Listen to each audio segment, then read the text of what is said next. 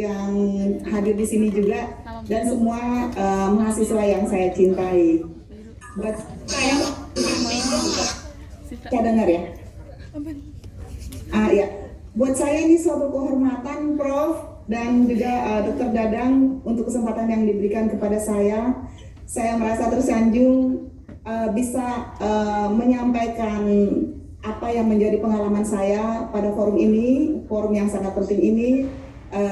Saya sangat merasa tersanjung karena bagi saya Universitas Padjadjaran itu universitas yang luar biasa, yang tentunya saya tahu adik-adik yang kuliah di sini melalui suatu perjuangan yang luar biasa.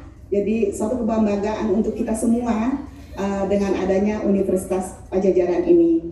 Sebagaimana tadi yang disampaikan oleh Dr. Dadang mengenai tim dari Pak Prof Dedi pada waktu datang berkunjung ke Sri Lanka beberapa bulan lalu, saya memang senang sekali dengan dunia pendidikan.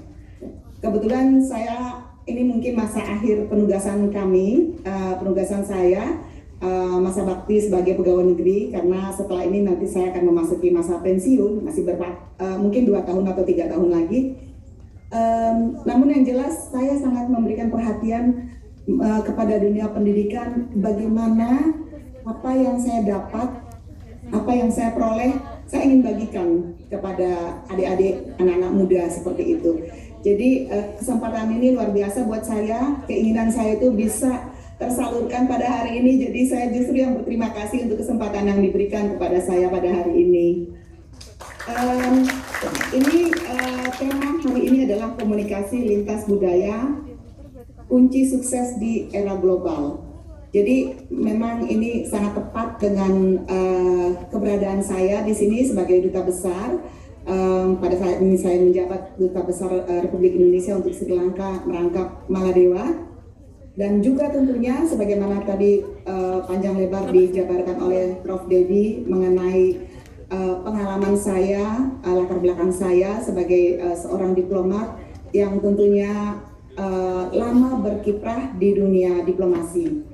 Kalau sekarang tahun ini mungkin saya pada memasuki tahun 32 tahun ya, 33 tahun masa pengabdian saya di Kementerian Luar Negeri. Jadi perjalanan panjang ini saya pikir yang banyak sekali saya petik baik dalam kehidupan saya sendiri dan juga tentunya pengabdian saya untuk bangsa dan negara. Kebetulan teman-teman menyiapkan PowerPoint, tapi pada akhirnya saya putuskan mungkin tidak perlu, karena intinya mungkin nanti bisa saya jabarkan juga.